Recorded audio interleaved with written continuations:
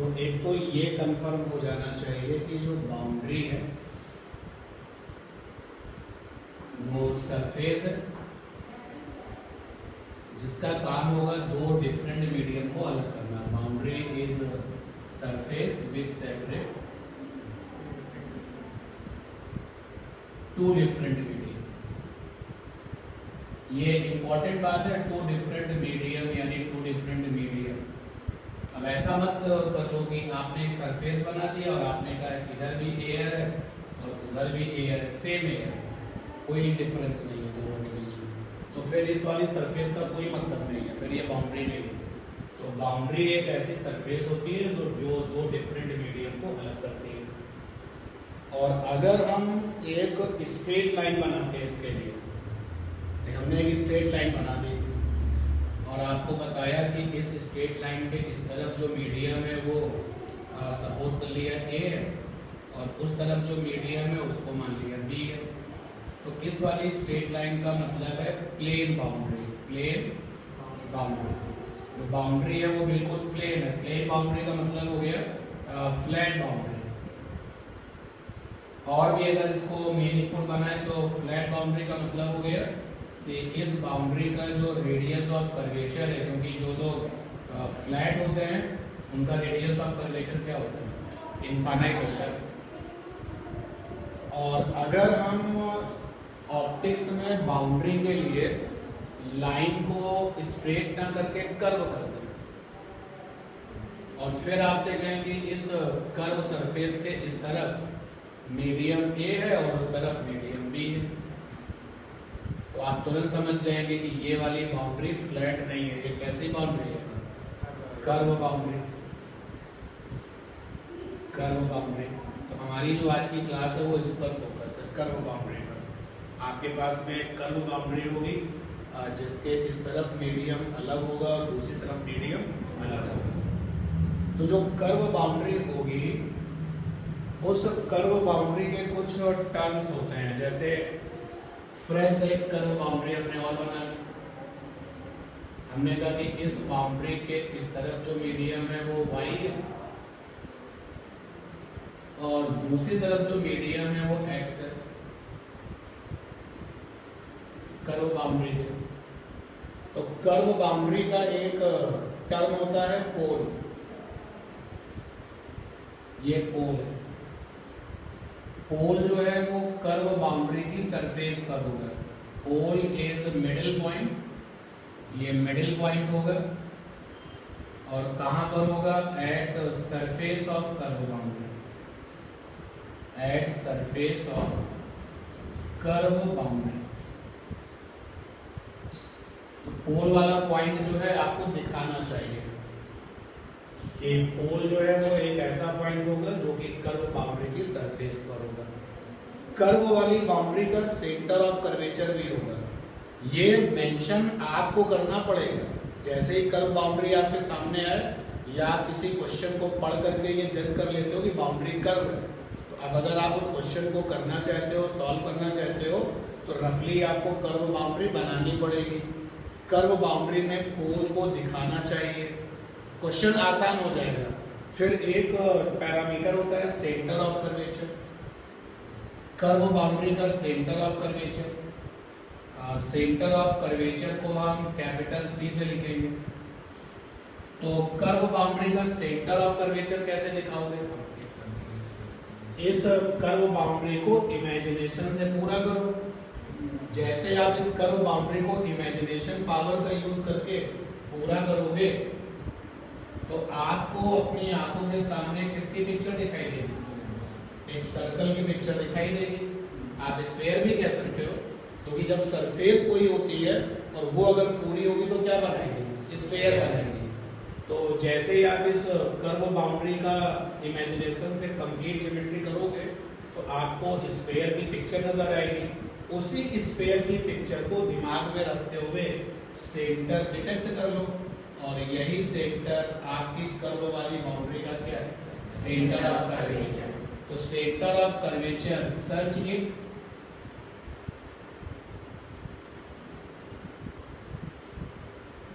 Easily. आप इसको search कर लीजिए, जरूर कर लीजिए, क्योंकि इसके बिना तो आपका इस पर्टिकुलर से जो आपका चैप्टर है कर्व सरफेस उसमें काम नहीं बनता। तो कैसे हम सर्च करते हैं, जो हमारी अपनी आदत है वो हम आपके साथ शेयर कर रहे हैं। अगर आप एक कर्व बाउंड्री बनाते हैं तो हम पहले सबसे मेन काम पोल दिखा देना और सेंटर ऑफ कर्वेचर को दिखा देना, ये सबसे इंपॉर्टेंट काम है, जरूर कर लेंगे। एक बार और यहाँ पर कर्व बाउंड्री बनाते हैं, ये लीजिए। इस तरफ मीडियम क्या है, चलिए मान लेते हैं एयर, उस तरफ मीडियम क्या है, तो सपोज कर लिया वाटर। और अगर इस सरफेस के इधर और उधर दो अलग अलग मीडियम है तो 100% ये सरफेस कैसी है, बाउंड्री होगी। और अगर ये सीधी लाइन होती तो प्लेन बाउंड्री, लेकिन ये लाइन कैसी है, कर्व, ये कर्व बाउंड्री है। अब इसका जो पोल होगा that is the middle point at the surface, middle point हो गया, इजी वे में आप पता कर सकते हो। अब सेंटर ऑफ कर्वेचर बहुत इंपॉर्टेंट पॉइंट होगा, सर्च जरूर कर लीजिएगा। तो हमारी अपनी जो अप्रोच होती है, जो भी सामने कर्व बाउंड्री होती है, हम उसको इमेजिनेशन से पूरा कर लेते हैं, यानी जो काम ये डॉटेड में हम करके दिखा रहे हैं वो सब दिमाग में चलता है, और फिर इस इमेजिनेशन के बाद आइडिया हो जाता है, अंदाजा हो जाता है कि सेंटर कहाँ पड़ेगा, और वही सेंटर इसका क्या है, सेंटर ऑफ कर्वेचर। अब सेंटर ऑफ कर्वेचर और पोल से जाने वाली, पास होने वाली जो सीधी लाइन होती है वो क्या कहलाती है, प्रिंसिपल एक्सिस। तो ये आ गया प्रिंसिपल एक्सिस। अभी तक आप जो रिफ्रैक्शन पढ़ रहे थे उसमें केवल प्लेन बाउंड्री थी। जैसे ही आप लेंस में एंट्री करते हो तो लेंस में एंट्री करने से पहले एक छोटा सा चैप्टर होता है refraction from curve surface, single curve surface. आप देखो ना, ये जो आपको कर्व सरफेस दिख रही है वो सिंगल ही तो है, डबल तो नहीं है। तो एक छोटा चैप्टर है refraction from the single curve surface, और उसी चैप्टर पर हम फोकस कर रहे हैं। और उसके रेफरेंस में आपके सामने अगर कोई कर्व बाउंड्री आती है तो आपको पोल और सेंटर ऑफ कर्वेचर दिखाना आना चाहिए। जब ये दो काम कर लेंगे तो प्रिंसिपल एक्सिस तो ऑटोमेटिकली बन जाएगा। तो पोल इंपॉर्टेंट है और सेंटर ऑफ कर्वेचर भी इंपॉर्टेंट है। उसके बाद में थर्ड नंबर पर आता है प्रिंसिपल एक्सिस। तो ये बहुत इजी वे में तैयार हो जाएगा। स्ट्रेट लाइन होती है जो कि किससे पास होती है, straight line passing through P for pole and C for centre of curvature. इन सारी बातों का एग्जाम के क्वेश्चन से कोई लेना देना नहीं है, लेकिन इन सारी बातों का न्यूमेरिकल प्रॉब्लम से बहुत ज्यादा लेना देना है। जब आप एक ऐसी प्रॉब्लम पर रहोगे जिसको खुद पढ़ना है, पढ़ करके रफ डायग्राम बनाना है, तब क्वेश्चन सॉल्व होगा। तो उन सिचुएशंस में ये बहुत इंपॉर्टेंट रोल प्ले करेंगे। सेंटर ऑफ कर्वेचर हो गया, प्रिंसिपल एक्सिस हो गया, पोल हो गया। अब इसके बाद में एक और इम्पोर्टेंट बात है नॉर्मल बनाना। भाई आप रिफ्रैक्शन में नॉर्मल बनाते आए हैं ना, भाई प्लेन वाली सरफेस पे नॉर्मल कैसे बनता है। लेकिन अगर बाउंड्री कर्व है तो कर्व वाली बाउंड्री पर नॉर्मल कैसे बनता है, कौन बताएगा? कर्व बाउंड्री पर नॉर्मल कैसे बनता है? सेंटर ऑफ कर्वेचर, इतना तो मुझे सुना ही दे रहा है, बाकी नहीं समझ में आ रहा क्या कह रहा। इंसिडेंट लाइन जहां जिस पॉइंट पे वो मिलेगा वहीं से एक स्ट्रेट लाइन पास करके centre of curvature. Curve boundary पर नॉर्मल कैसे बनता है, मुझे ये बात थोड़ी इनकी समझ में आ रही है, और इनकी इस बात को थोड़ा सा और मीनिंगफुल बनाते हैं कि dotted line joining incident point and centre of curvature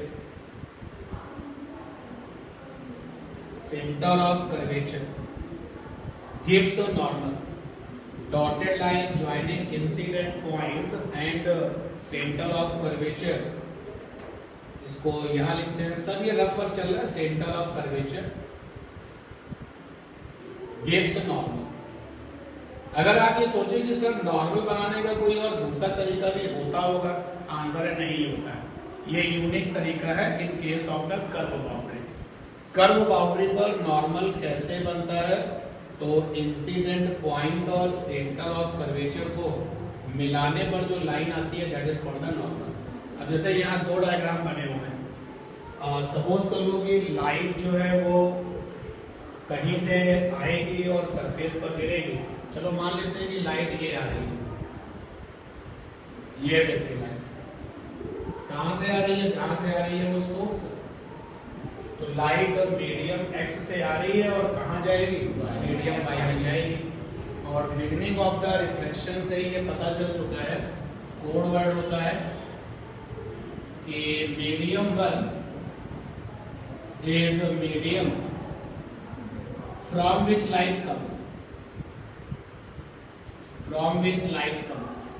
medium one उसको कहते हैं जहां से लाइट आती है, और मीडियम टू उसको कहते हैं जहां वो जाती है। इस मीडियम जहां वो जाती है, इन विच लाइट एंटर्स, तो जिसमें वो जाती है दैट इज मीडियम टू। जैसे इस वाली सिचुएशन में आपको पता चल चुका है, लाइट आ रही है एक्स से और बाउंड्री पर गिरने के बाद कहां जाएगी? वाई पर। वाई क्या बनेगा? मीडियम टू, और एक्स क्या बनेगा? Medium one. ठीक, तो अब लाइट इंसिडेंट हो चुकी है, इंसिडेंट के तुरंत बाद नॉर्मल बनाया जाता है। तो अब नॉर्मल कैसे बनेगा? ये इंसिडेंट पॉइंट है और ये सेंटर है, तो नॉर्मल के लिए यही लिखा गया है कि कर्व बाउंड्री पर नॉर्मल कैसे बनाते हैं। डॉटेड लाइन जो कि इंसिडेंट पॉइंट और सेंटर ऑफ कर्वेचर से पास होती है that is called the normal. ये लीजिए नॉर्मल बन गए, नॉर्मल बन गए। अब नॉर्मल के साथ में इंसिडेंट लाइन जो भी एंगल बनाती है दैट इज इंसिडेंट एंगल। और ये भी हमको पता है कि जब लाइट एक मीडियम से दूसरे मीडियम में जाती है, अपने पुराने रास्ते को छोड़ देती है, नए रास्ते पर चलती है। तो इस लाइन का पुराना रास्ता ये है, लाइट इस रास्ते को छोड़ करके नए रास्ते पर चलेगी। तो या तो नया रास्ता ऐसे होगा, अगर ऐसे होगा तो लोग क्या कहेंगे? नॉर्मल से अवे। तो अगर नया रास्ता ऐसे होगा तो क्या कहेंगे? नॉर्मल के टुवर्ड्स। तो ये डिपेंड करता है डेंसर टू रेयर है या रेयर टू डेंसर है। चलो फिलहाल ये मान लेते हैं इधर वाला मीडियम रेयर है और उधर वाला मीडियम डेंसर है। इस वाले केस में जो डिपार्चर होता है वो कैसा होता है? Towards normal. लीजिए पुराने वाले रास्ते पर मैंने क्रॉस लगा दिया है, कटकम लगा दिया है, और अब ये लाइन डिपार्चर करने के बाद नए रास्ते पर चल रही है। तो इस नए रास्ते पर चलने वाली लाइन को कहते हैं रिफ्रैक्टेड लाइन रे।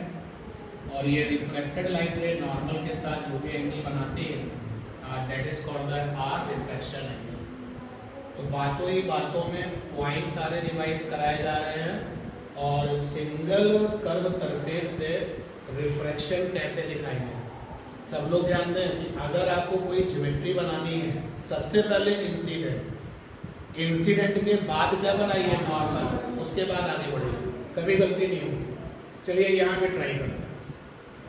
यहाँ पर लाइट कहीं से तो आ रही होगी, कहीं जाना चाहेगी, डिसाइड कर लेते हैं। चलो मान लेते हैं लाइट ये आ रही है, वाटर की साइड से आ रही है। ये आने वाली लाइट हो गई I incident light. Coming from the water side कहाँ जाएगी? एयर में जाएगी। वाटर क्या बनेगा? Medium one. एयर क्या बनेगा? Medium to. तुरंत नॉर्मल बना लिया। तो नॉर्मल कैसे बनेगा? इंसिडेंट पॉइंट और सेंटर को मिला दीजिए। कोई हार्ड एंड फास्ट नहीं है कि डॉटेड ही रखना है, लेकिन जनरल वे में जो नॉर्मल होता है शुड बी डॉटेड। अब नॉर्मल के साथ में आने वाली लाइट ने जो भी बनाया है उसको क्या कहते हैं? इंसिडेंट एंगल आई। पुराना रास्ता लाइट छोड़ देती है। ये फॉर्मेट ने हमें बताया, सिखाया कि जब लाइट एक मीडियम से दूसरे मीडियम में जाती है तो रास्ता ड्रॉप कर देती है, नए रास्ते पर चलती है। और अब हमें पता है कि वाटर जो है एयर के करस्पॉन्डिंग कोई भी मीडियम कैसा होता है? डेंसर। वाटर आपका डेंसर है और एयर कैसा? रेयर। और डेंसर टू रेयर में डिपार्चर कैसा होता है? Away from the normal. तो ये देखो पुराना रास्ता है तो डिपार्चर कैसा होगा? Away from the normal. और ये डिपार्चर करने वाली जो लाइट है ये नॉर्मल के साथ जो एंगल बनाती है दैट इज रिफ्रैक्शन एंगल। कोई भी आपके पास में कर्व सरफेस हो जो दो मीडियम को अलग करता है तो आप उसको डील कैसे करेंगे। रिक्वायरमेंट हो या ना हो पोल और सेंटर ऑफ कर्वेचर दिखा दीजिए, जरूरी है या नहीं है लेकिन प्रिंसिपल एक्सिस दिखा दीजिए। इसके बाद में फिर आगे मूव करिए कि अब क्या करना है। तो दो काम करने होंगे, या तो रिफ्रैक्शन की फिनोमेना दिखानी होगी और या फिर इमेज बनानी होगी। या फिर क्या होगा, इमेज बनानी होगी। प्लेन वाले मिरर से इमेज बनाई, स्फेरिकल वाले मिरर से इमेज बनाई, कॉन्वेक्स और कॉन्केव दोनों से इमेज बनाई, फिर प्लेन वाली बाउंड्री से भी इमेज बनाई। प्रिज्म वाले केस में इमेज नहीं बनाई, चाहे तो बना सकते हैं। तो अगर आप ये कहें कि सिंगल कर्व सरफेस में हमारे काम की चीज़ क्या है जिसमें हमें ज़्यादा वर्क करना पड़ेगा, तो या तो आपको रिफ्रैक्शन का डायग्राम कुछ डील करना होगा और या फिर आपको क्या बनानी होगी, इमेज। अगर हमें सिंगल कर्व सरफेस से इमेज बनानी है तो इमेज बनाने के रूल्स पता होने चाहिए। तो वो भी आपके पुराने हैं, जरा एक बार रिकॉल करते हैं कि इमेज बनाने के रूल्स क्या होते हैं। हमसे पहले अगर आप कोई फर्स्ट पॉइंट बता सकते हैं तो बोल दीजिए भाई। Regarding curved boundary, curved boundary अगर हमारे सामने है तो हमें ये सारे फीचर्स पता होने चाहिए। सेंटर ऑफ कर्वेचर के लिए मैंने आपसे डिस्कशन किया लेकिन आपको कुछ लिखाया नहीं। इमेज फॉर्मेशन के रूल्स क्या, रूल्स फॉर इमेज फॉर्मेशन, ऐसे रूल जो कहीं पर भी फिट हो जाते हैं चाहे जैसा सिचुएशन हो। तो सबसे पहले फर्स्ट रूल ये कि make incident light rays over optical surface.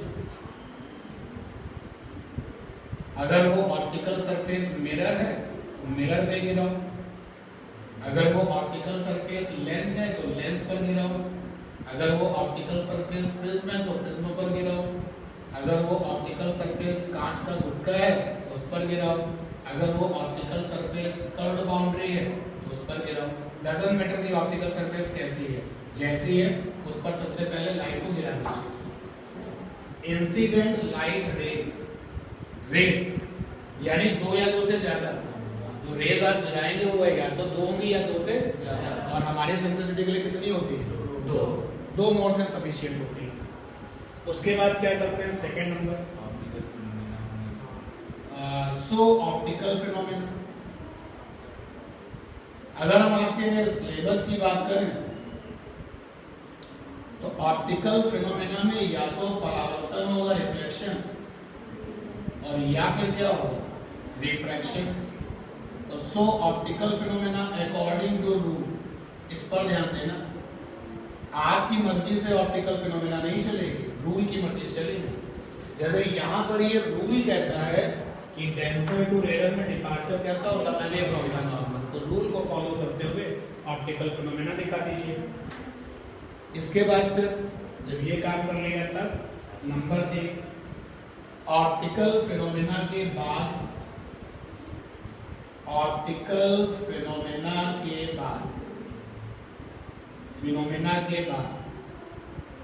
Intersection point of light rays give image. तो ऑप्टिकल फिनोमेना हो जाने के बाद इंटरसेक्शन पॉइंट जो लाइट का होता है दैट गिव्स द इमेज। अगर वो इंटरसेक्शन अपने आप हो गया है तो रियल इमेज, अगर वो जबरदस्ती कराया गया है तो वर्चुअल इमेज। तो ये इमेज बनाने के रूल एक बार फिर से SCS लेते हैं और एक बढ़िया सी इमेज बनाते हैं।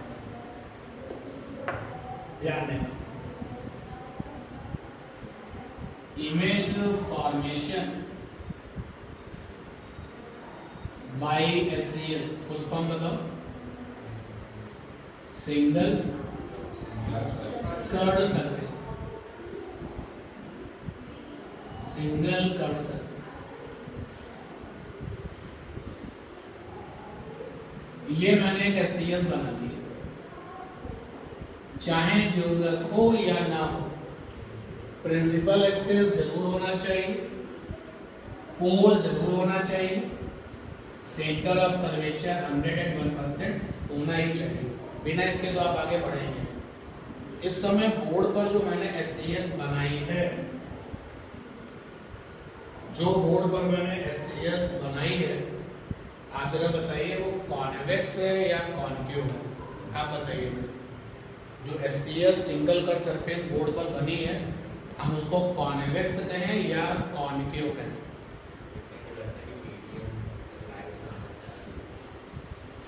कॉन्वेक्स कहें या कॉन्केव कहें? पॉलिश तो रिफ्रैक्शन है बाबू, रिफ्रैक्शन। पॉलिश का तो स्कोप ही नहीं है। इसमें तो लाइट एक मीडियम से दूसरे मीडियम में जाएगी, तो पॉलिश का तो कोई स्कोप ही नहीं है। Convex, convex. ये जो SCS मैंने बनवाया है, ये कॉन्वेक्स है या कॉन्केव है? बात तो रफ वर्क की है, लेकिन है बड़े काम की। किसी SCS का कॉन्वेक्स नेचर या फिर कॉन्केव नेचर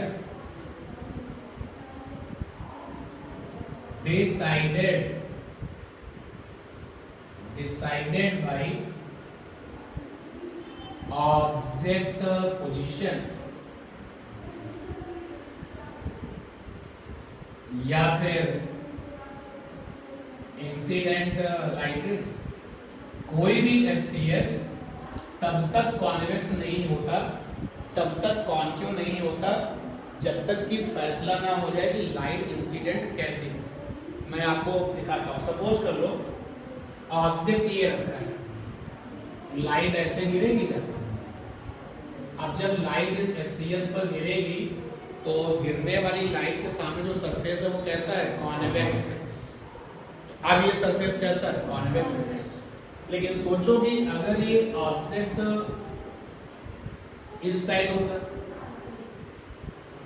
यहां पर होता है या यहां पे कहीं भी लिखो, ऑब्जेक्ट ये होता, तो अब जो ये आपकी SCS है वो कैसी थी?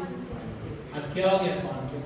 तो केवल देख करके SCS को कॉन्वेक्स और कॉन्केव नहीं कहना है, ये रफ वर्क है। किसी SCS का कॉन्वेक्स नेचर या फिर कॉन्केव नेचर डिसाइडेड होता है बाय द ऑब्जेक्ट पोजीशन।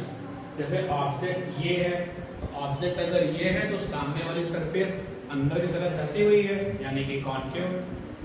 और अगर ऑब्जेक्ट इस तरफ होता तो सामने वाली सरफेस निकली हुई है, यानी कि क्या है? कॉन्वेक्स है। या फिर इंसिडेंट लाइट का फैसला जब तक ना हो जाए तब तक आप कॉन्वेक्स और कॉन्केव का डिसीजन नहीं लेते। तो SCS है और हमें इमेज बनानी है। एक बार फिर से हमने SCS बनाई, प्रॉपर्ली सजानी है इसको। प्रिंसिपल एक्सेस 100% शो करिए, पोल होना चाहिए, अंदाजे से सेंटर ऑफ कर्वेचर ढूंढना आना चाहिए।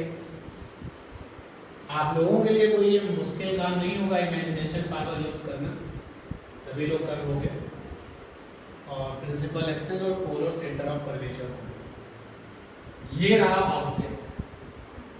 ऑब्जेक्ट जब हमने दिखा दिया, अब आपका ये SCS कैसा है? Concave SCS, single curve surface. Image बनाना है तो make incident light rays over the optical surface. दिमाग मत लगाइए, ऑब्जेक्ट से लाइट रेज निकालिए, सरफेस पर गिराइए। तो ये लीजिए, ऑब्जेक्ट से लाइट रेज आ रही है और सरफेस पर गिर रही है। और हमने आपको बताया कम से कम 2 रेज लेके चलना है, क्योंकि रूलिंग में एक जगह आता है इंटरसेक्शन पॉइंट। ये देखिए, इंटरसेक्शन तो तब होगा ना जब कम से कम 2 रेज होगी। तो ऑब्जेक्ट से लाइट रेज आई है और सामने वाली ऑप्टिकल सरफेस पर गिर गई। गिरने के तुरंत बाद क्या बनाते हैं? नॉर्मल। तो गिरने के तुरंत बाद नॉर्मल बना लेते हैं। नॉर्मल बनाने की जो हैबिट है वही फॉलो कर लेते हैं। ये नॉर्मल। कुछ लोगों के दिमाग में एक आइडिया आया, उसने थोड़ी कंजूसी की। उसने कहा कि भाई लाइट रेस गिरानी ही तो है, देखिए जरा उसकी अप्रोच, एक से बढ़कर एक है। ये लीजिए, अरे इसमें क्या गलती? कोई गलती नहीं भाई। इसके पहले जो मैंने डायग्राम बनाया था उसमें भी लाइट रेस सामने वाली सरफेस पर गिर रही थी, अभी भी आप देख सकते हो कि इस सरफेस पर गिर रही है। यहाँ पे थोड़ा सा हमारे लिए हेल्प हो गई। क्या? नॉर्मल अपने आप बना हुआ है। प्रिंसिपल एक्सेस से क्या बनेगी? नॉर्मल। अगर मैं इस गिरने वाली लाइट को स्मॉल a नाम दे दूं और इसको मैं स्मॉल b नाम दे दूं, तो ये जो नॉर्मल बना है वो किसके लिए बना है? स्मॉल a के लिए। और देखो स्मॉल b वाली लाइट यहाँ गिरी, किस पर गिरी? पोल पर गिरी। तो जिस इंसिडेंट पॉइंट पर गिरी उसको सेंटर से मिला दो, ऑलरेडी मिला है। तो प्रिंसिपल एक्सेस ही किसका काम कर रहा है? नॉर्मल का। ये हमारी थोड़ी हेल्प हो गई और आसान भी हो गई। ठीक है, ज्योमेट्री आसान हो गई। अब क्या कहता है second number point? So the optical phenomena according to the rule. पहले मैं ए से निपट लेता हूं, दिमाग में कुछ तो चलाना पड़ेगा। तो मान लेते हैं कि ये वाला जो मीडियम है वो डेंसर है, इधर वाला जो मीडियम है वो रेयर है, ऐसा मान लिया। तो सबसे पहले ए के लिए बात करते हैं, रूल की सिचुएशन पर चलते हैं। पुराना रास्ता तो लाइट का ये है जिसको भी लाइट ड्रॉप कर देते हैं। नए रास्ते पर चलते हैं। तो डेंसर टू रेडर में डिपार्चर जो होगा वो टुवर्ड्स नॉर्मल या away normal? Away normal. Optical phenomena के बाद ये रहा ए डैश। तो यू कैन से कि ए डैश वो है जो ऑप्टिकल फिनोमेना के बाद है और ए वो है जो ऑप्टिकल फिनोमेना से पहले है। ए ने अपने हिस्से का काम कर लिया। चलते हैं बी के पास। बी वाली लाइट आई और यहाँ इंसिडेंट पॉइंट पर गिरी। तो भाई इंसिडेंट पॉइंट और सेंटर को मिलाओ तो क्या बनता है? नॉर्मल। तो ये नॉर्मल के साथ में आने वाली लाइट ने कितना बना रखा है? 0 डिग्री। इंसिडेंट एंगल कितना? 0। और रूल बुक ये कहती है कि अगर इंसिडेंट एंगल 0 होगा तो रिफ्लेक्शन एंगल भी 0, यानी लाइट आएगी और सीधे वो डिपार्चर नहीं करेगी। तो बी वाली लाइट तो डिपार्चर नहीं करेगी, तो लीजिए बी डैश। क्लियर है ये बात? अब सेकेंड नंबर पॉइंट पूरा होगा। ऑप्टिकल फिनोमेना के बाद intersection point of light rays give image. Optical phenomena के बाद जो है वो ए डैश है, थोड़ा सा इनको आगे ले जाए। ऑप्टिकल फिनोमेना के बाद में बी डैश है, उसको भी आगे ले जाए। क्या कहते हो? ये अपने आप कट कर रहा है ना, और इसलिए ये जो इमेज है वो कैसी है? कभी कभी ये लोग कट नहीं करते तो उनको जबरदस्ती कट कराना पड़ता है। उस केस में कैसे इमेज बनती है? वर्चुअल। इस समय बोर्ड पर इमेज फॉर्मेशन हो चुका है बाय द सीएस। रटने का स्कोप नहीं है भाई। हमने तो ये डायग्राम क्या सोच के बनाया है? डेंसर टू, अगर मैं रेडर टू डेंसर जाऊं सिचुएशन क्या हो जाएगी? बदल जाएगी। समझने वाली बात। इमेज बन चुकी है। अब इमेज बन चुकी है, सिचुएशन पर ध्यान दें। हमने ये वाला एंगल लिया है अल्फा। इस पॉइंट को कुछ नाम देना है मुझे, ए नाम दे दिए, कैपिटल ए। ये वाला एंगल हमने बीटा लिया है और ये जो एंगल है वो गामा लिया। अल्फा, बीटा और गामा। ठीक है ये बात? अल्फा, बीटा, गामा दिख रहा है ना?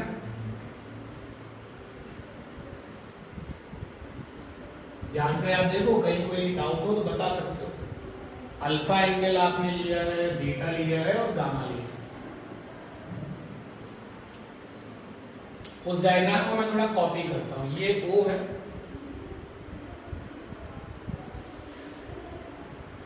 और ये P है, यहां पर ये C है, ये I है ये यहां कहीं पॉइंट ए है,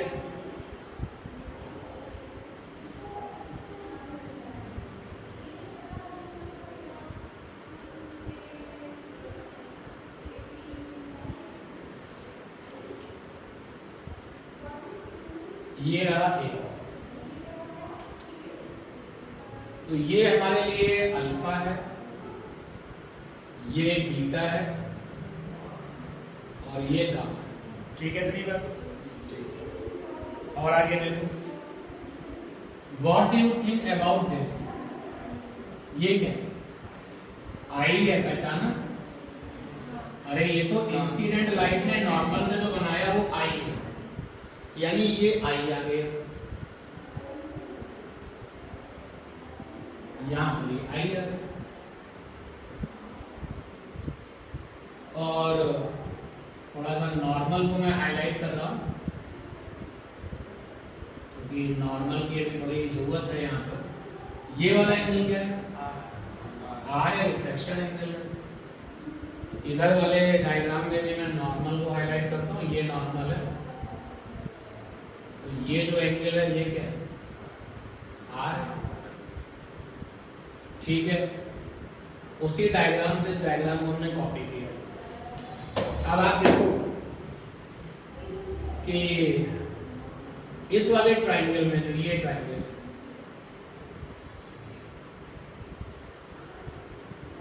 इस वाले ट्रायंगल को देखो, देख पा रहे हो ना? अगर मैं अलग से बनाऊं सी ए और आई, सी ए आई, इस वाले ट्रायंगल में जो बाहर वाला एंगल है वो कितना है? स्मॉल आर है। बाहर वाला एंगल स्मॉल आर है और बाहर वाला एंगल अपने अपोजिट अंदर बनने वाले एंगल के सम के क्या होता है? बराबर। आर की वैल्यू क्या होगी? Beta plus gamma. तो आर की जो वैल्यू है वो होगी बीटा प्लस गामा। आर की वैल्यू होगी बीटा प्लस गामा, ये आर की वैल्यू। और आप देखिए एक एंगल ट्रायंगल और है, इसी डायग्राम से हमने ये डायग्राम निकाल लिया है। ओ C P I, O C P I, और आर इज इक्वल टू आ चुका है बीटा प्लस गामा। एक ट्रायंगल और देखिएगा, ओ सी ए, ओ सी, ये अल्फा है और ये आई है, और ये वाला एंगल क्या है? बीटा। बाहर वाला एंगल कौन होगा? बीटा। बाहर वाला एंगल अपने अपोजिट, अंदर अपोजिट बनने वाले एंगल के सम के इज इक्वल टू होता है। तो बीटा इज इक्वल टू हो गया आई प्लस अल्फा, तो आई इज इक्वल टू हो गया beta minus alpha, equation number 2। ठीक। फिर एक रूल होता है, नाम आप बताइए। रूल हम लिख रहे हैं। रूल होता है कि sine I upon sine R is equal to mu two by mu one. Rule का नाम क्या है? Snell's law. अब ये जो स्नेल्स लॉ लिखा हुआ है उसमें आई इंसिडेंट एंगल है, आर रिफ्लेक्शन एंगल है, म्यू टू है सेकेंड मीडियम का आर आई। आर आई मतलब reflective index, reflective index of second medium, और सेकेंड मीडियम मीन्स वो जहां लाइट जाती है। और ये म्यू वन क्या होता है? Are I of medium first. Medium first वो होता है जहां से आती है। तो चीजों को जनरल में रखना है। तो हमने कहा भाई ये मीडियम वन है इस डायग्राम के अकॉर्डिंग, और इसका जो आर आई है चलो मानते हैं म्यू वन ही है। किसी न्यूमेरिकल में अगर ये ऑयल होगा तो म्यू वन का मतलब ऑयल हो जाएगा। और इस डायग्राम के अकॉर्डिंग ये क्या बना है? मीडियम 2 बना है। इसका जो आर आई है वो क्या है? म्यू टू है। अब आते हैं अपने सिलेबस की ऑप्टिक्स। अपने सिलेबस की जो ऑप्टिक्स है उसमें I for incident angle, R for reflection angle क्या होता है? छोटा। जब इंसिडेंट एंगल छोटा होता है तो रिफ्लेक्शन एंगल ऑटोमेटिकली क्या होगा? छोटा। और छोटे इंसिडेंट एंगल की लाइट क्या होती है? पैराक्सियल। ये अंडरस्टूड है, ये आपके सिलेबस में है। ये कोई मेंशन करने की जरूरत नहीं है, क्योंकि आई बहुत छोटा है, क्योंकि आपकी जो आंखें हैं वो केवल उस लाइट को रिसीव करती हैं जिनका इंसिडेंट एंगल बहुत छोटा होता है। तो आई छोटा है तो आई का प्रोपोर्शन कौन होता है, आर। अगर आई छोटा है तो आर भी छोटा हो जाएगा, और छोटे आई की लाइट होती है पैराक्सियल। आपकी आंखों में जो भी लाइट जाती है वो कौन सी होती है, पैराक्सियल। तो आई बहुत छोटा है, आर बहुत छोटा है, और छोटे एंगल की मैथ क्या होती है, छोटे एंगल की मैथ क्या कहती है, छोटे एंगल की मैथ साइन के साथ एंगल अगर है इज इक्वल टू क्या हो जाएगा, एंगल। कॉस के साथ अगर एंगल है इज इक्वल टू क्या हो जाएगा, 1। tan के साथ अगर एंगल है इज इक्वल टू क्या हो जाएगा, ये है छोटे एंगल की मैथमेटिक्स। तो यहाँ पर आई भी छोटा है, आर भी छोटा है, तो साइन आई आई हो जाएगा, साइन आर आर हो जाएगा। नाउ म्यू 2 बाय म्यू, तो mu 1 I is equal to mu 2 I. ठीक, अब आई की जो वैल्यू आपने निकाली है उसको इक्वेशन 1 और 2 से रखा जाए आई और आर की वैल्यू। फिर रिपीट किया मैंने, mu 1 I is equal to mu 2 R. Mu 1 I की वैल्यू है beta minus alpha. Mu 2 R की वैल्यू है बीटा प्लस गामा। तो हमने यहाँ पर यूज किया है यूजिंग इक्वेशन 1 एंड 2, 1 और 2 को यूज कर लो। म्यू 1 बीटा, एक फेमस फार्मूला है angle is equal to arc upon radius, पता है ना। चलते हैं बीटा को देखते हैं। ये रहा बीटा, बीटा के सामने आर्क कौन है, एपी, और बीटा के सामने रेडियस कौन है, पीसी। ठीक है ना, कोई गलती बता देना मुझे।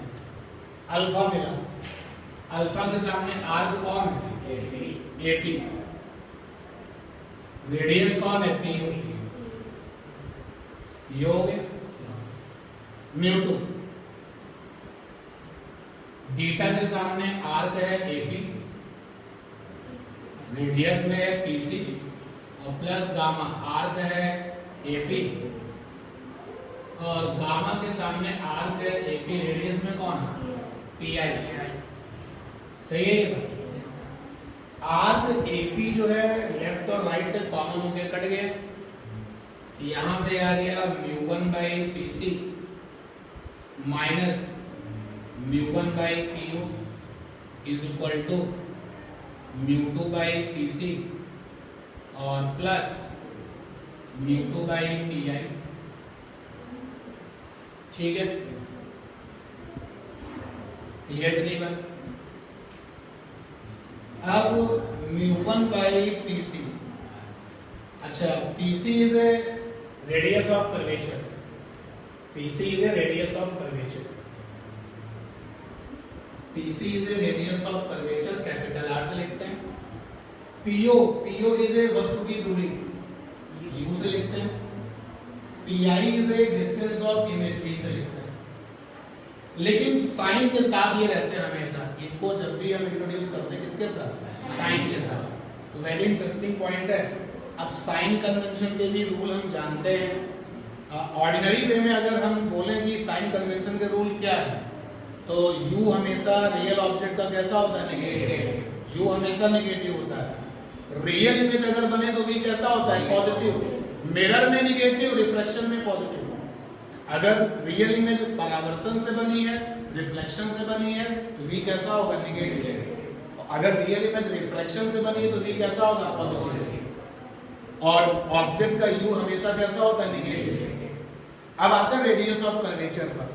तो रेडियस ऑफ कर्वेचर, तो रेडियस ऑफ कर्वेचर कॉन्केव वाले की हमेशा कैसी होती है, नेगेटिव। कॉन्वेक्स वाले की कैसी होती है, पॉजिटिव। तो ये मानते हुए कि साइन कन्वेंशन आपको याद है, नहीं याद है तो मैं नॉक कर रहा हूं, u हमेशा नेगेटिव। रियल इमेज अगर बनती है तो v कैसा, negative in case of reflection, positive in case of reflection. In case of concave radius of curvature negative, in case of convex radius of curvature positive. जिस diagram को लेकर के हम मूव कर रहे हैं उसके अकॉर्डिंग तो मेरा एससीएस कैसा था कॉन्जुगेट, तो मैं यहाँ पे अप्लाई करता हूँ। तो PC is R minus R, क्यों भाई? माइनस का म्यू1, पीयू इज माइनस का यू भी निगेटिव होता है ना, म्यू2, पीसी इज माइनस का plus mu two, PI is plus का भी।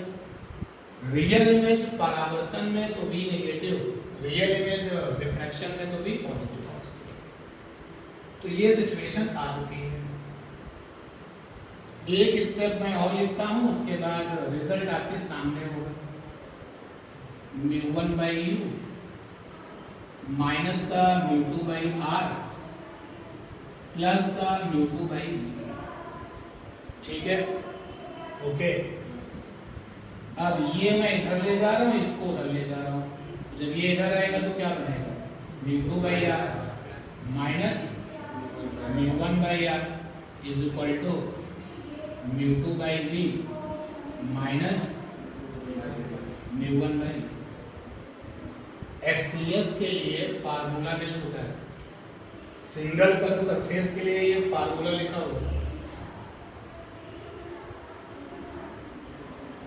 और आपके जो कंपटीटर है इस फार्मूले को बहुत फ्रीक्वेंटली याद रखते हैं। Mu two by B minus mu one by U is equal to mu two minus mu one by are.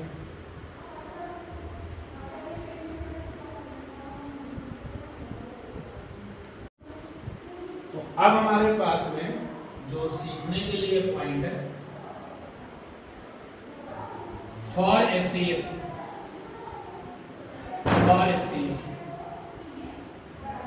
जब कभी भी इमेज फॉर्मेशन होगा, when image formation take place,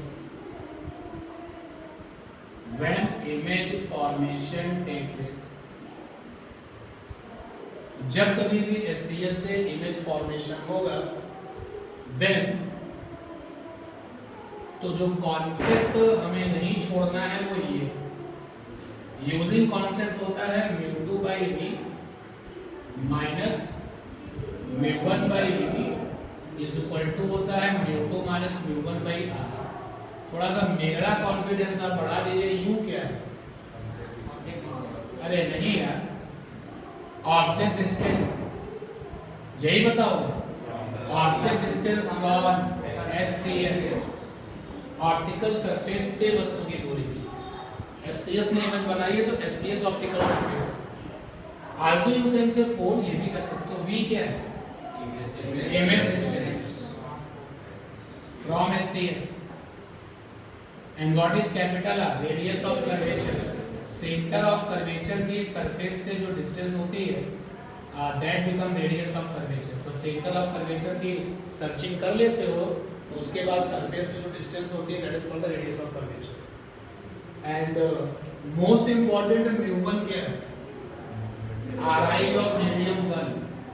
ये कोड वर्ड में आंसर दिया तुमने, RI of medium 1। Medium 1 means जहां से लाइट आ रही है, और म्यू2 मींस आरआई ऑफ मीडियम 2 जहां को जा रही है।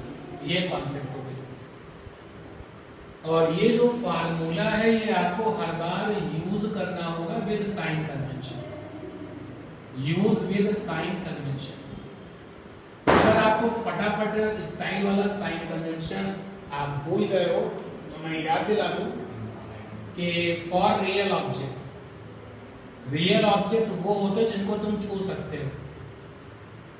किसी और वजह से नहीं छू पा रहे हो ये आपकी समस्या है। सन को नहीं छू पा रहे हो ये आपकी समस्या है। इतना हॉट है वो और इतना डिस्टेंस पर है, आप उसको टच ही नहीं कर पाओ। स्टार को आप टच नहीं कर सकते क्योंकि डिस्टेंस ज्यादा, वहां पहुंच नहीं सकते। सराउंडिंग में तुमको जो भी दिखता है वो कैसा रियल ऑब्जेक्ट है। तो रियल ऑब्जेक्ट के लिए यू हमेशा नेगेटिव होता है, चाहे जैसी सिचुएशन हो, ऑलवेज नेगेटिव। रियल ऑब्जेक्ट के लिए वी जो है नेगेटिव फॉर रियल इमेज और V पॉजिटिव होता है फॉर वर्चुअल इमेज। ये जो हमने लिखा है ये सही है for reflection. For reflection, refraction में इसका जस्ट उल्टा, रिफ्रैक्शन में रिवर्स। अगर आप साइन कन्वेंशन भूल गए तो थोड़ा सा आपको याद दिलाना है। फॉर कॉन्केव, याद करो कॉन्केव मिरर, वहां से आप भूलने वाली सिचुएशन से अपने आप को बचा पाओगे। कॉन्केव वाले मिरर की फोकल लेंथ हमेशा नेगेटिव थी, उसके पास रेडियस ऑफ कर्वेचर भी होती है, वो भी नेगेटिव थी, और कॉन्वेक्स वाले की हमेशा पॉजिटिव थी। वहां से याद कर लो कि for concave SCS R always negative, R माने रेडियस ऑफ कर्वेचर, और फॉर कॉन्वेक्स SCS जो R होगा वो हमेशा कैसा होगा, पॉजिटिव। ठीक, तो एक तो आपका कॉन्सेप्ट है और इसी से सब चीजें आगे बढ़ेंगी। इस पूरे के पूरे चैप्टर में इकलौता ये कॉन्सेप्ट है, इसी कॉन्सेप्ट से कुछ कॉन्सेप्ट और बनाएंगे। जैसे एक पॉइंट है आपका फर्स्ट फोकस क्या होता है। फर्स्ट फोकस हम इसको कैपिटल F1 से लिखेंगे एंड फर्स्ट फोकल लेंथ, और फर्स्ट फोकल लेंथ को हम स्मॉल f1 से लिखेंगे। मतलब ये चैप्टर आज हर तरीके से कंप्लीट हो जाएगा। फर्स्ट फोकस क्या होता है, तो ये SCS है, SCS हमने यहां पर वस्तु रखी, ऑब्जेक्ट रखा है यहां पर। अच्छा, ऑब्जेक्ट रखते ही तुरंत तुम्हारा SCS कैसा बन गया, कॉन्वेक्स। क्लियर। तो जब हमने ऑब्जेक्ट को यहां रखा तो हमारे SCS में इमेज यहां बना दी। फिर हमने एक अदर ऑब्जेक्ट लिया O2, उसको रखा तो SCS में इमेज ये बना दी, ये बना दी इमेज। ऐसे बार बार ट्राई कर रहे हैं, ऑब्जेक्ट को यहां रखते हैं, इमेज जहां बनती है पॉइंट आउट कर लेते हैं, ऐसे बार बार ट्राई कर रहे हैं। फिर अचानक से एक सिचुएशन ऐसी मिली कि हमने ऑब्जेक्ट यहां रखा। जब हमने ऑब्जेक्ट यहां रखा तो इमेज कहां मिली, इनफाइनाइट पर। ऑब्जेक्ट की यही वाली जगह क्या बनी, first focus. First focus object की वो जगह होती है जहां पर अगर उसको रख देंगे तो करस्पॉन्डिंग इमेज कहां मिलेगी, इनफाइनाइट पर मिलेगी।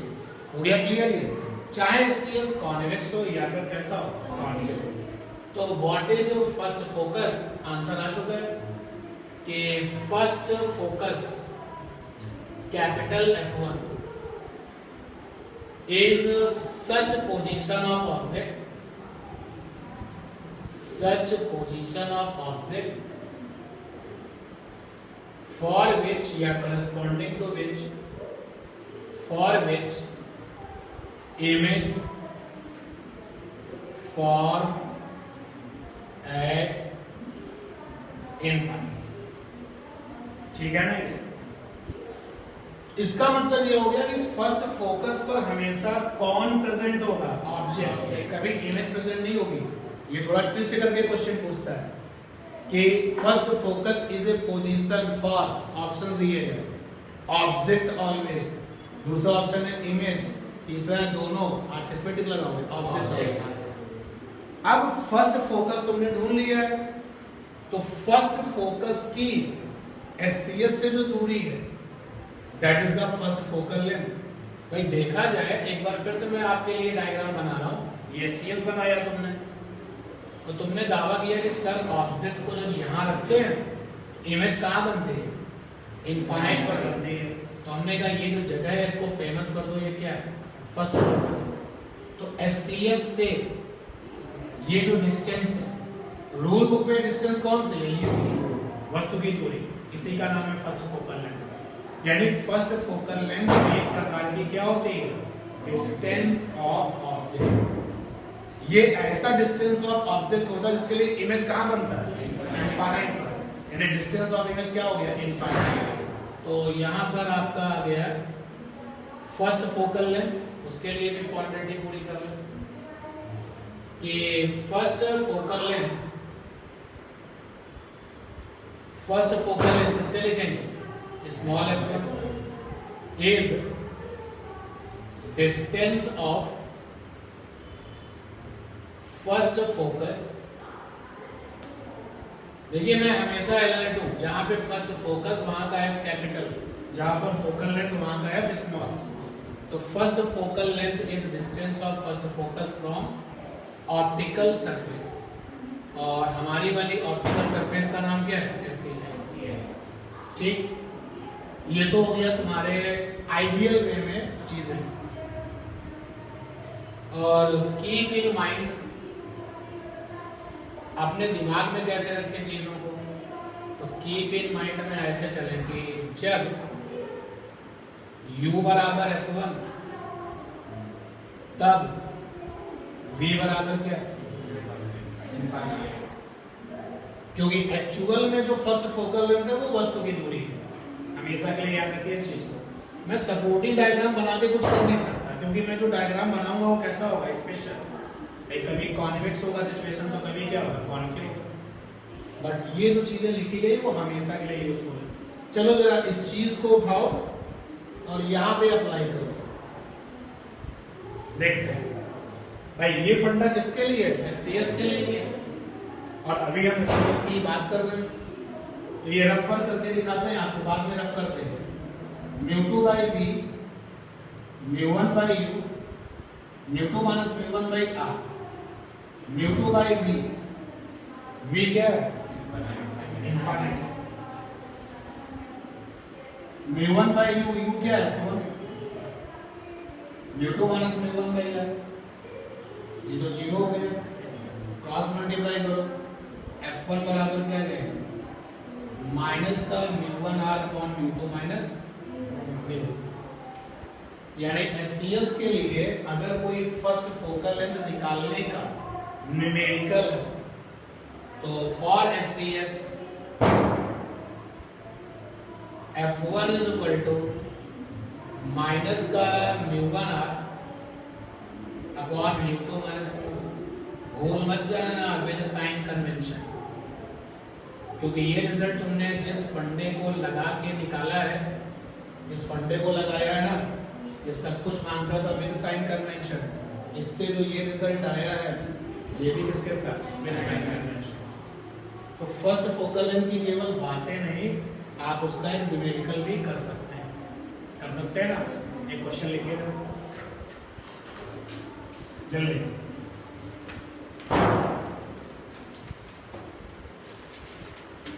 For concave SCS, for concave SCS, for concave SCS, radius of curvature is 20 centimeter.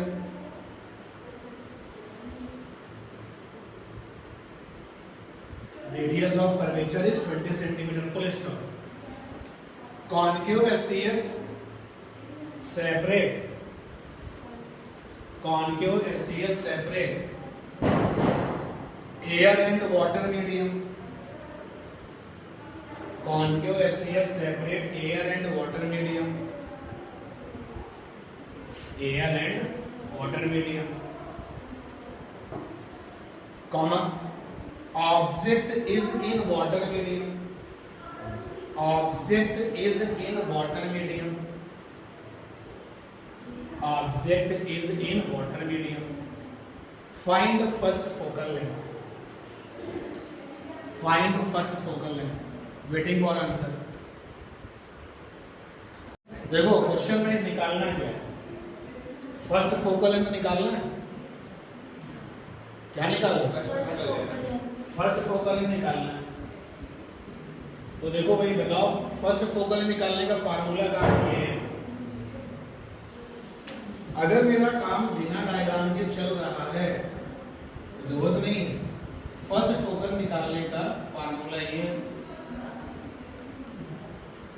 Radius of curvature दिया गया है 20 और क्वेश्चन में बता दिया है कि वो जो एससीएस है वो कैसा है, कॉनकेव, और कॉनकेव वाले एससीएस का आर कैसा होता है, नेगेटिव, आर हो गया नेगेटिव। अब हमें फैसला करना है μ1 का और μ2 का।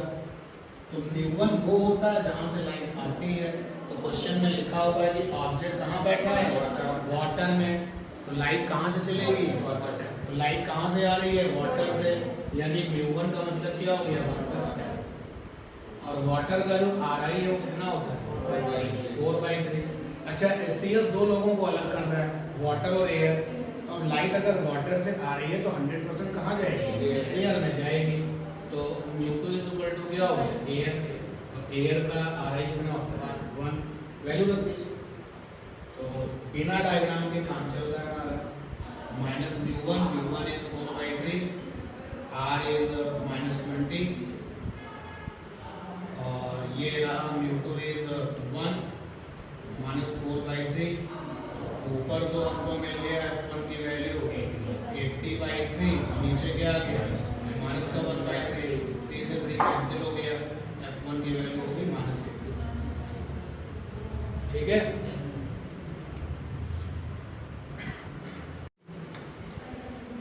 Convex SCS, convex SCS separate, convex SCS, convex पे अंडरलाइन कर लो, ये आगे जाके फ्रूटफुल होने वाला है ना। Convex SCS separate glass and water, convex SCS separate glass and water, and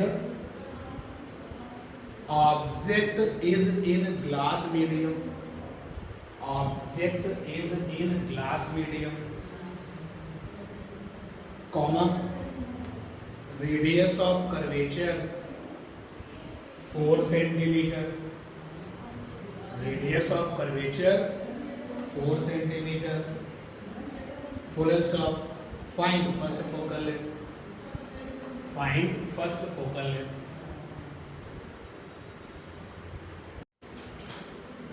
तो इस वाली प्रॉब्लम को देखते हैं जो अभी जस्ट आपने लिखी है। रेडियस ऑफ कर्वेचर दे रखी है कितनी, 4, लेकिन क्या होगी, प्लस होगी, क्योंकि कॉन्वेक्स वाला एससीएस है। अब क्वेश्चन कहता है कि जो कॉन्वेक्स वाला एससीएस है वो दो लोगों को अलग करता है, पहला है मतलब पहला दूसरा है, उसमें से एक है आपका वाटर, दूसरा है ग्लास, एंड मेंशन किया है कि object is in what, glass medium, इसको अंडरलाइन करो, object is in glass medium, object is in glass medium भी अंडरलाइन करने वाली बात है। इसी से ये पता चल रहा है कि μ1 क्या होगा, ग्लास, μ1 होगा ग्लास, क्योंकि कॉमन सेंस की बात है, जब ऑब्जेक्ट ग्लास मीडियम में होगा तो लाइट ग्लास से चलेगी, दूसरा जो बच गया वाटर वहीं जाएगी, तो μ2 क्या हो गया, वाटर, 4/3। तो f1 is equal to -μ1, μ1 is 3/2, r is +4, μ2 is 4/3, μ1 is 3/2, f1 is equal to, ऊपर आ गया -6, 2 2 जा -6, नीचे बताइए कितना एलसीएम आ गया, 6, 3 2 जा 6 और 2 3 जा 6, ऊपर आया -6, नीचे आ गया -1/6, क्या आ गया, +36। अब की बार जो गलती की है इसमें कैलकुलेशन, नीचे -1/6 आ रहा। अब की बार मुझे लगता है कि तुम लोगों के साइन तो सही होंगे और μ1 μ2 का फैसला भी सही होगा, तो कैलकुलेशन में अगर गड़बड़ी करते हो तो तीसरा पॉइंट है second focus and second focal length. ये आपके पास एससीएस है, एससीएस, तो ऑब्जेक्ट कहां पर है, ऑब्जेक्ट अनंत पर है, तो इनफाइनाइट वाले ऑब्जेक्ट की इमेज कहाँ बनी, मान लेते हैं कि इनफाइनाइट वाले ऑब्जेक्ट की इमेज यहाँ बनी, ये जो इमेज बनी है इसी जगह का नाम क्या है? Second focus. यानी सेकेंड फोकस वो जगह है जहां हमेशा कौन मिलेगा? इमेज मिलेगा, इमेज मिलेगा। और इस इमेज का जो करस्पॉन्डिंग ऑब्जेक्ट है वो कहाँ होगा? इनफाइनाइट पर होगा। तो क्या लिख सकते हैं यहाँ पर कि second focus F2 is such position of image for which object is at infinity। ठीक है ना? सेकेंड फोकस इमेज की वो जगह होती है जिसका करस्पॉन्डिंग ऑब्जेक्ट कहाँ बैठा होता है? इनफाइनाइट। अब ये जो सिचुएशन मैंने सेट की है तो आप देख सकते हो कि ये ऑब्जेक्ट इसी तरफ है ना। कौन सा एससीएस? कॉन्वेक्स। चाहे कॉन्केव हो या कॉन्वेक्स हो, हमारे पास में एससीएस कॉन्केव है। तो ये देखिए कॉन्केव वाला एससीएस ये हमने सन के सामने कर दिया। सन कहाँ पर है? इनफाइनाइट है। इस एससीएस ने जहां पर भी इमेज बनाई होगी वो क्या होगी? Second focus. अगर आपका जो है एससीएस है कॉन्वेक्स है, ये देखो कॉन्वेक्स हो गया, डजंट मैटर। सिंपल सी बात ये है कि अनंत वाले ऑब्जेक्ट की एससीएस जहां इमेज बनाता है उस जगह को क्या कहता है? Second focus. अब सेकेंड फोकस तो आ चुका है, तो एससीएस से जो डिस्टेंस होगी that is second focal length. Actual में ये क्या है? Distance of image. यानी कि u अगर इंफिनिटी है तो v हमेशा किसके इक्वल है? F2। तो यहां पर लिखते हैं second focal length. Second focal length यानी F2 is distance of second focus from optical surface. तो टू द पॉइंट लिखने वाली चीज हो गई, लेकिन समझने वाली क्या बात है? कीप इन माइंड, जब जब u बराबर इनफाइनाइट होगा तब तब v बराबर क्या होगा? F2। अब एससीएस का जो फार्मूला है वो है μ2/v माइनस का μ1/u is equal to μ2 minus μ1/r। चलिए इस फार्मूले में ये कीप इन माइंड वाली बात अप्लाई कर दें। u की वैल्यू इनफाइनाइट और v की वैल्यू F2, ये तो 0 हो गया। यहां से देखो F2 की वैल्यू कितनी आएगी? μ2r अपॉन F2 की वैल्यू आ जाएगी μ2r अपॉन μ2 माइनस μ1। तो यहाँ पर आ गया F2 is equal to μ2r upon μ2 minus μ1 with sign convention. Note करिए तीसरा, थर्ड वाला पॉइंट केवल नोट करिएगा, जो सपोर्टिंग लफ वर्क है उसको केवल आप समझें। यहाँ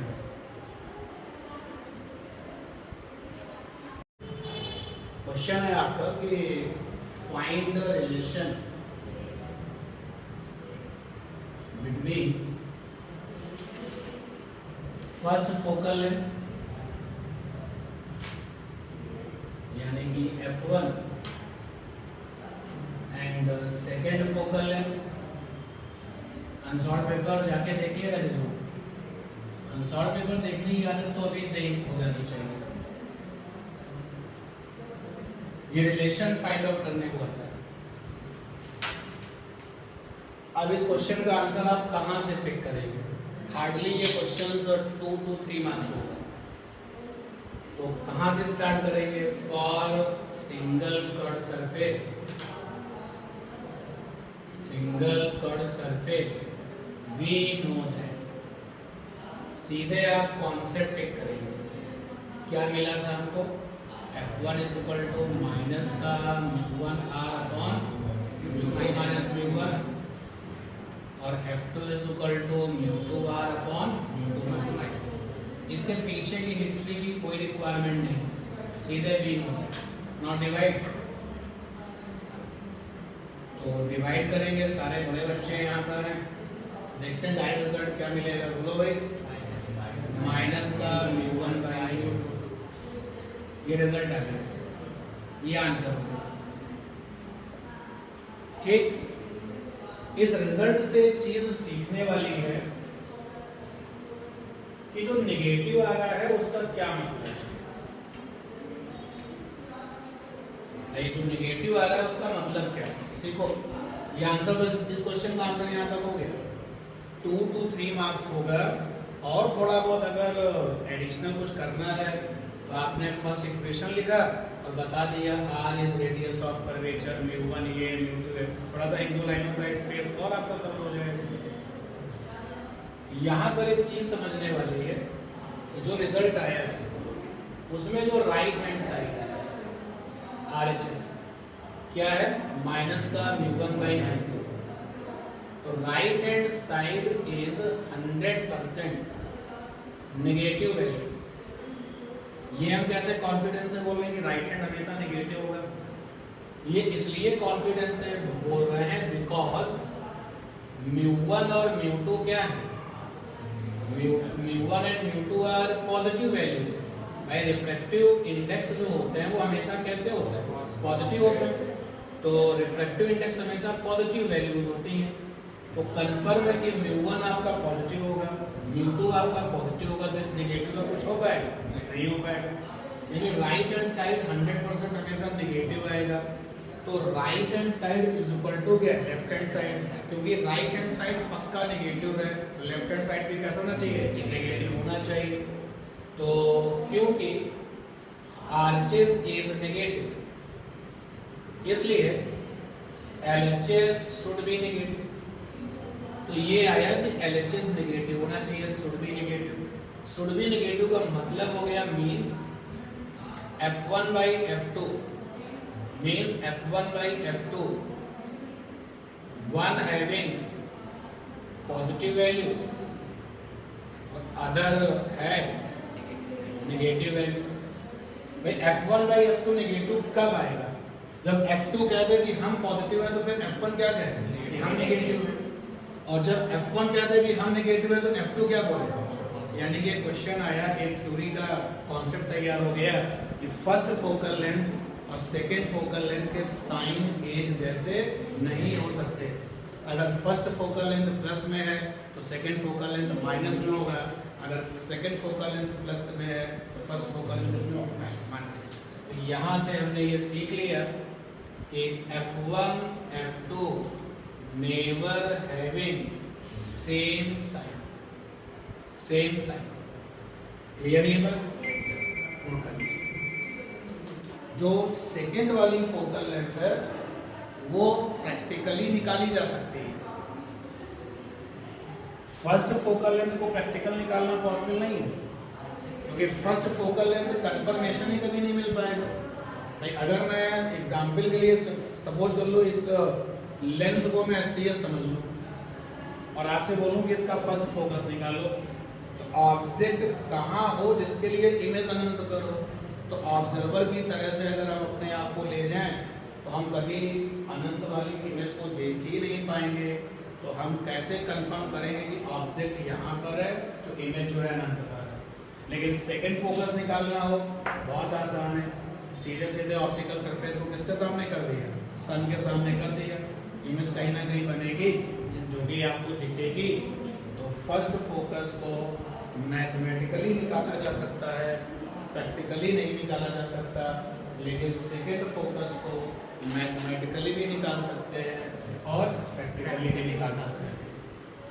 और एक टर्म होता है पावर, पावर ऑफ SCS। जो पावर का फैसला होता है वो सेकेंड फोकल लेंथ से होता है। जैसे जैसे आप आगे बढ़ोगे तो लेंस में भी फर्स्ट फोकस और सेकेंड फोकस आएगा। तो जब डॉक्टर चश्मे का पावर बताता है कि आपकी आंखों में इतने पावर का चश्मा लगेगा, तो वो पावर डिसाइड होती है किससे, सेकेंड फोकल लेंथ, किससे, सेकेंड फोकल लेंथ से। एक बार एग्जाम में क्वेश्चन आया है कि आप पावर निकालिए, उसने क्या दिया, रेडियस ऑफ कर्वेचर दिया, μ1 दिया, μ2 दिया, जैसे भी आपने दो क्वेश्चन देखे थे। उसने कहा पावर निकालिए और ऑप्शंस 4 दे दिए। जिन लोगों को ये नहीं पता था कि पावर हमेशा corresponding to second focal length निकाली जाती है, तो उनके लिए पावर निकालने का एक फार्मूला क्या हो सकता था, फर्स्ट फोकल लेंथ। लेकिन उससे तो आंसर कभी मिलेगा नहीं। तो अगर आपसे पूछा जाए पावर क्या होता है, जनरल वैल्यू, एक ऐसी बात जो कि हर जगह फिट हो जाए, तो चाहे पावर हमें निकालनी हो मिरर की, चाहे पावर हमें निकालनी हो लेंस की, और चाहे पावर हमें निकालनी हो किसकी, SCS की। पावर निकालने का जो बेसिक फंडा है, तो पावर P बराबर होता है 1/2 सेकेंड फोकल जो हम लोग डायोप्टर डिसाइड करते हैं ना, वो इसी से डिसाइड करते हैं। पावर इज इक्वल टू होता है second focal length in metre. ठीक, एक फार्मूला तो ये। दूसरा है यहां से power is equal to 100/f2 in centimetre. अगर आप ये काम करेंगे तो पावर किसमें निकलेगी, डायोप्टर में निकलेगी, या मीटर इनवर्स भी कह सकते हो ना। और यहाँ से भी पावर किसमें निकलेगी, डायोप्टर में। अगर फोकल लेंथ सेंटीमीटर में है तो 100/f2 इन सेंटीमीटर, और अगर फोकल लेंथ मीटर में है तो 1/f2 इन मीटर। तो पावर निकालने जनरल केस है। अब अगर आप सेकेंड फोकल लेंथ निकाल सकते हो, जो कि फार्मूले में आपको मिल चुका है। मैं फार्मूला तो आपको फर्स्ट फोकल लेंथ निकाल के देता है, फार्मूला आपको सेकेंड फोकल लेंथ भी निकाल के देता है, लेकिन जब क्वेश्चन पावर का होगा तो किस पर फोकस करेंगे, केवल सेकेंड फोकल लेंथ। ठीक है ना, पावर निकालेंगे, नोट कर लीजिए।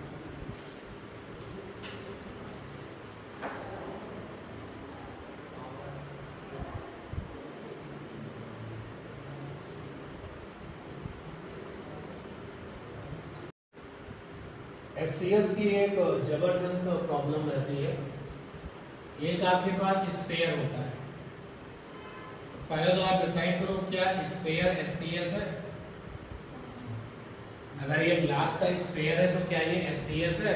SCS का फुल फॉर्म है सिंगल कट सरफेस, जो कि दो मीडियम को अलग करता है। तो बताइए आप स्फीयर में कितनी सरफेस होती हैं, एक। तो स्फीयर अपने आप में SCS का एग्जाम्पल है। पेपर वेट भी कांच का जो बना होता है वो अपने आप में क्या SCS है। और इस SCS के यहाँ पर क्या है, ग्लास है, बाहर क्या है, एयर है, तो अपने आप में SCS है। इसका अपना सेंटर भी होगा,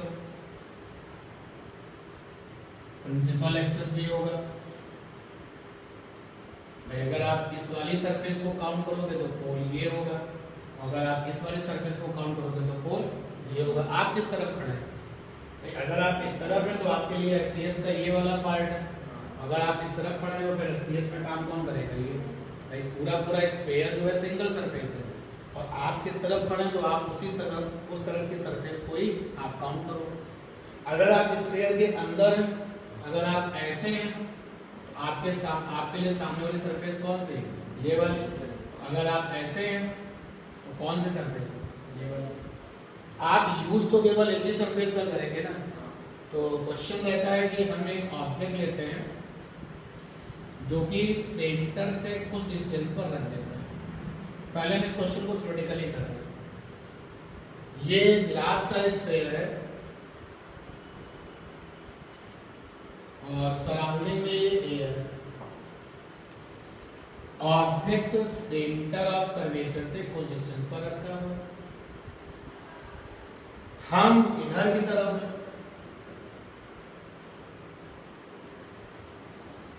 और आप इस तरफ हैं। दोनों लोग इस ऑब्जेक्ट को देख रहे हैं या देखना चाहते हैं। तो पहले हम अपने करस्पॉन्डिंग बात करते हैं। ऑब्जेक्ट से लाइट चलेगी, ऑप्टिकल सरफेस पर गिरेगी। अब इस क्वेश्चन को समझने के लिए देखो इमेज बनानी पड़ेगी, इसलिए डायग्राम भी बनाना आना चाहिए। हम फिर नॉर्मल बनाएंगे तो ये नॉर्मल हो गया, सही नहीं बना तो नॉर्मल बनाया मैंने। अच्छा ये वाली लाइट तो सीधे निकल जाएगी, याद है ना वो चीज। अगर मैं इसको बी नाम दूं तो ये क्या है, बी डैश। एक से थोड़ा सा निपट लेते हैं, ये पुराना रास्ता है। तो अब ग्लास के स्फीयर से लाइट जब एयर में जाएगी तो डिपार्चर कैसा होगा, अवे फ्रॉम द नॉर्मल। तो departure away from the normal, ये डैश। ऑप्टिकल फिनोमेना हो जाने के बाद लाइट की रेस जहां पर भी कट करती है उस जगह को क्या कहते हैं, इमेज। तो ऑप्टिकल फिनोमेना होने के बाद में ए डैश इस रास्ते जा रहा है और बी डैश इस रास्ते जा रहा है, आगे जाके कट करेंगे नहीं, लेकिन इंटरसेक्शन होगा तो इमेज तो बनेगा ही बनेगा। तो यहाँ पर ए डैश को हम पीछे ले गए, ये जबरदस्ती का काम है, और बी डैश को पीछे ले गए। ये देखो हमारी वजह से ना, अपने आप में आपकी वजह से ये यहाँ कट कर गए। कैसा इमेज है, वर्चुअल इमेज। और ये जो लाइट रेज हैं ए डैश और बी डैश, क्योंकि हम ऑब्जर्वर बन के इंतजार कर रहे हैं, ये जो ए डैश और बी डैश है वो हमारी आंखों के अंदर जाएंगे, तो हमें जो दिखेगा वो ये दिखेगा। हम कभी भी इसको नहीं देख पाएंगे, हम इसको देखेंगे, ठीक है ना। अब जब हम इसको देखेंगे तो ये ऑप्टिकल सरफेस है SCS वाली, यहाँ से ये वस्तु की दूरी है यानी कि u, और यहाँ से ये डिस्टेंस ऑफ इमेज है यानी कि v। आप देख सकते हैं v हमेशा u से क्या है, छोटा है, ऑलवेज है ना। अब आपके करस्पॉन्डिंग बात करते हैं। जब आप अपने रेफरेंस में बात करोगे, ऑब्जेक्ट से एनर्जी लाइट यहाँ पर गिरेगी। चेक करते हैं सिचुएशंस में, ऑब्जेक्ट से लाइट चलेगी और सामने वाली सरफेस पर जाके गिरेगी,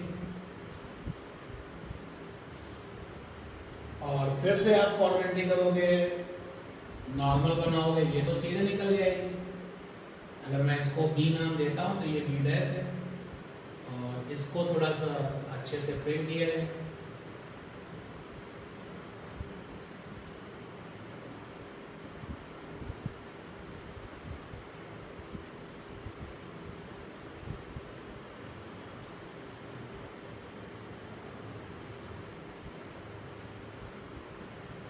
इसी डायग्राम को रिपीट करता है लेकिन अलग से रिपीट करता है। तो वही आपका ग्लास का स्फीयर है, ऑब्जेक्ट सेंटर से कुछ डिस्टेंस पर है ये, और ये सरफेस है आपके लिए, तो ये लाइट जाके इंसिडेंट हो।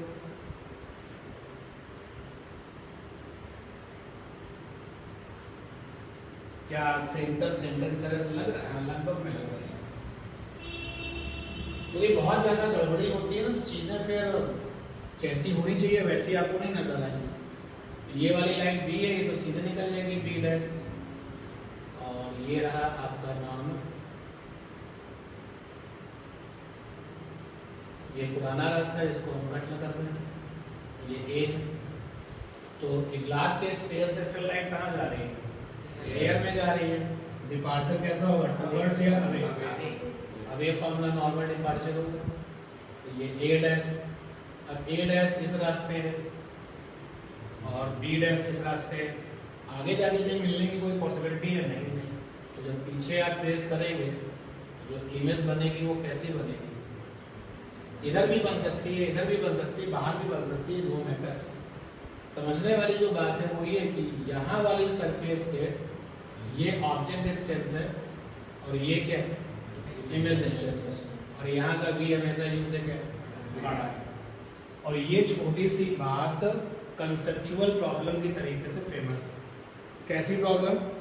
कहता है कि एक स्फीयर है, स्फीयर के अंदर ऑब्जेक्ट है, तो ऑब्जेक्ट के ये वाली सरफेस कैसी है, पास, और ये वाली सरफेस कैसी है, दूर।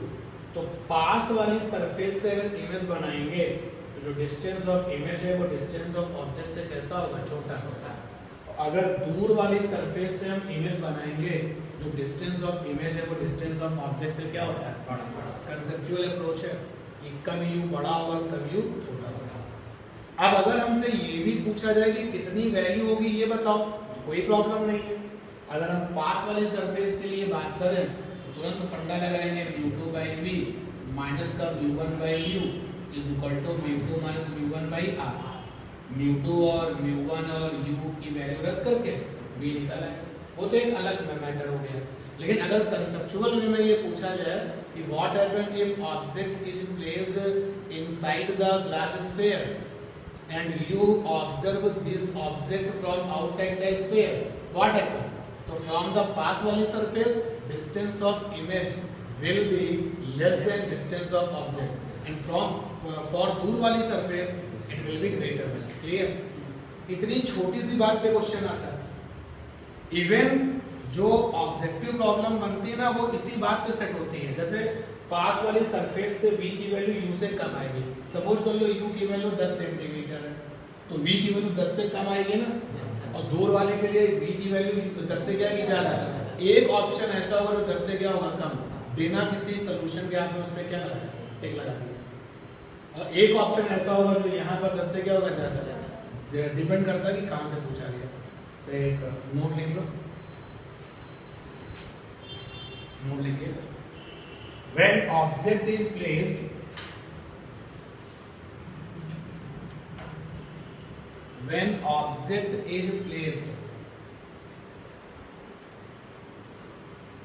into the sphere of denser medium, when object is placed into the sphere of denser medium, into the sphere of denser medium को समझ लें क्यों लिखा मैंने, ग्लास नहीं लिखा। When object is placed into the sphere of denser medium, सुनो, अगर ऑब्जेक्ट कांच के गोले के अंदर है तो ये अंदर वाला मीडियम क्या होगा, डेंसर। कभी कभी ऐसा होगा कि अंदर पानी भरा हुआ है, ये स्फीयर खोखला है लेकिन अंदर क्या है, पानी, और उसके अंदर एक मछली है। मछली क्या है, ऑब्जेक्ट। अभी भी जो ऑब्जेक्ट है वो कहाँ पर है, denser medium. When object is placed into the sphere of denser medium, लिखा। then बिल्कुल नेक्स्ट लाइन से स्टार पॉइंट बना के लिखो। From nearer refracting surface, nearer refracting surface को अंडरलाइन करना। From nearer refracting surface, from nearer refracting surface, comma, nearer refracting surface को underline कर लेना। नियरर रिफ्रैक्टिंग सरफेस का मतलब मैं किसके लिए बात कर रहा हूँ, पास वाले refracting surface. For nearer refracting surface, comma, small v less than u, small v less than u। क्या बताना पड़ेगा, v क्या है, डिस्टेंस ऑफ इमेज, और u क्या है, distance of object. First line से star point, first line star point. For farther refracting surface, farther मतलब दूर वाली, for farther refracting surface, for farther refracting surface underline करना। For farther refracting surface, comma, v greater than क्या, v greater than